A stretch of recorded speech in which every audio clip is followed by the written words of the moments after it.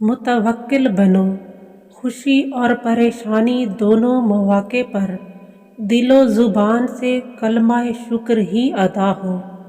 نور فراست چاہتے ہو تو اپنے من کو غلاظتوں سے پاک کرو۔ اگر اولاد کو نیک اور صالح بنانا چاہتے ہو تو اپنی اولاد کی پرورش لقمہ حلال سے کرو۔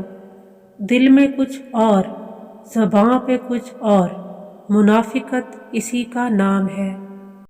نیکی یہ ہے کہ راستے میں پڑی تکلیف دہ چیز کو ہٹا دیا جائے تاکہ دوسرے اس کی تکلیف سے محفوظ رہ سکیں۔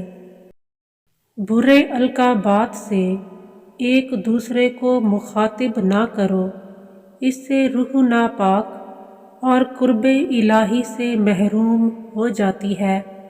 اپنے والدین سے جیسا سلوک کرو گے بڑھاپے میں ویسا ہی پھل پاؤ گے۔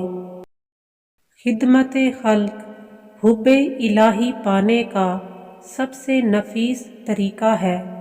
من کی صفائی بندہ کی پیشانی سے حویدہ ہوتی ہے۔ جس نے اپنی نیکی کا ڈھنڈورا پیٹا گویا اس نے بدی کا محل خریدا۔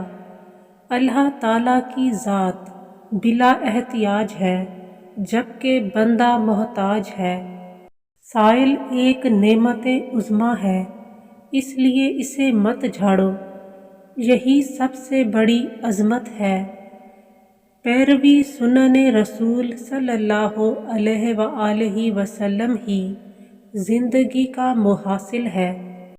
غصے سے نفرت پیدا ہوتی ہے اور نفرت جسم کو بے رونقی بخشتی ہے اور دوری پیدا کرنے کا سبب بنتی ہے۔